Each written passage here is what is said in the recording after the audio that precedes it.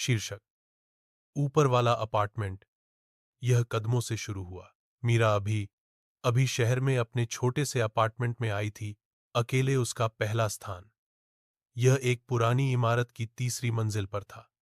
चरमराहट वाली फर्श, पतली दीवारें और उसके ऊपर एक बंद अपार्टमेंट। मकान मालिक ने कहा, महीनों से खाली पड़ा है। लेकिन हर रात ठीक 2:12 बजे उसने अपने छत के ऊपर कदमों की आवाज सुनी। धीमे, जानबूझकर दर, इधर उधर। फिर एक अचानक धड़ाम जैसे कुछ भारी गिर रहा हो। उसने अपनी दोस्त लिव को इसके बारे में एक कॉल के दौरान बताया। शायद पाइप या शायद कोई घुसपैठिया, लिव ने लापरवाही से कहा। लेकिन कैसे किसी ने चौथी मंजिल पर एक बंद इकाई में प्रवेश किया? मीरा ने पूछा। दरवाजा हमेशा जंजीर से जकड़ा रहता है। मैंने जांच की। लिव ने इसे झटक दिया, लेकिन मीरा नहीं कर सकी। एक रात मीरा जागती रही, यह तय करने के लिए कि वह पकड़ ले ध्वनि।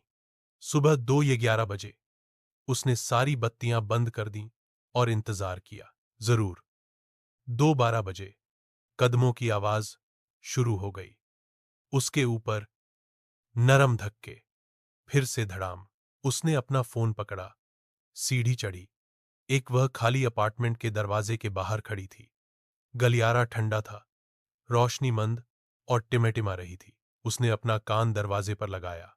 कुछ नहीं। लेकिन जैसे ही वह जाने के लिए मुड़ी, धम्म, सही ब दरवाजे के पीछे। मीरा धड़कते दिल के साथ नीचे भागी।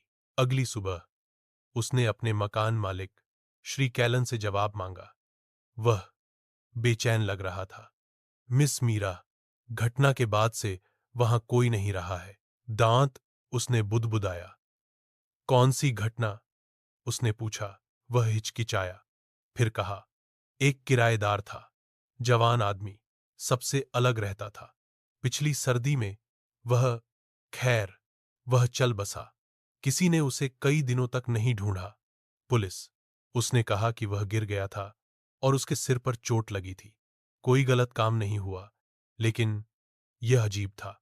वह आगे झुका।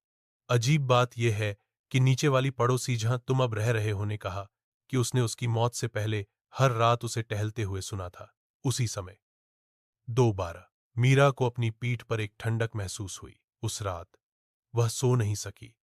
उसने संगीत चालू किया, बत्तियां चालू रखीं। लेकिन 2:12 पर फिर से कदमों की आहट शुरू हो गई। उसने अपना फोन निकाला और ध्वनि रिकॉर्ड करना शुरू कर दिया। फिर वह जम गई। पैरों की आवाज अब ऊपर से नहीं आ रही थी, वे उसके अपने अपार्टमेंट के अंदर से आ रहे थे। वह घूमी, दिल जोर से धड़क रहा था। उसका छोटा सा अपार्टमेंट शांत था। कुछ नहीं हिला।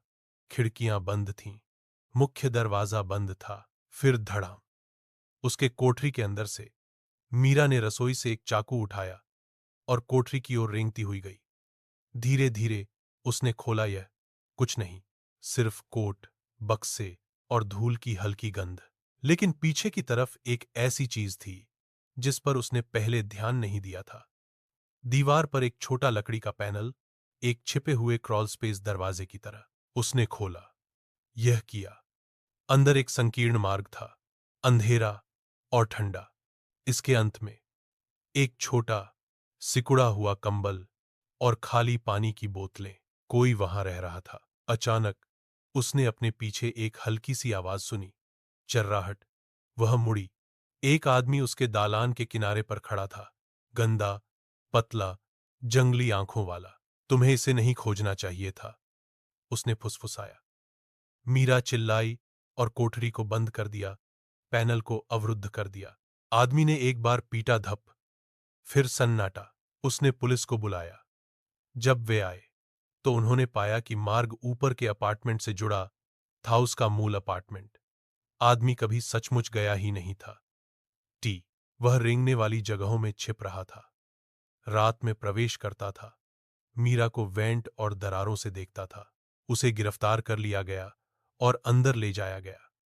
मनोवैज्ञानिक मूल्यांकन में कहा गया कि उसे अपने भाई के बाद एक मानसिक गिरावट आई थी। तो पूर्व किराएदार उस अपार्टमेंट में दुखद रूप से मर गया और तब से हर रात वह 2:12 उस समय जब उसका भाई मरा थासगह को सुरक्षित करने की कोशिश करता हुआ टहलता था।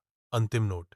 मीरा बाहर चली गई अगले दिन, लेकिन अब हर रात 2-12 बजे वह नींद से जाग जाती है। अभी भी हल्की आहटें सुन रही है, सिवाय अब उसके ऊपर कोई अपार्टमेंट नहीं है।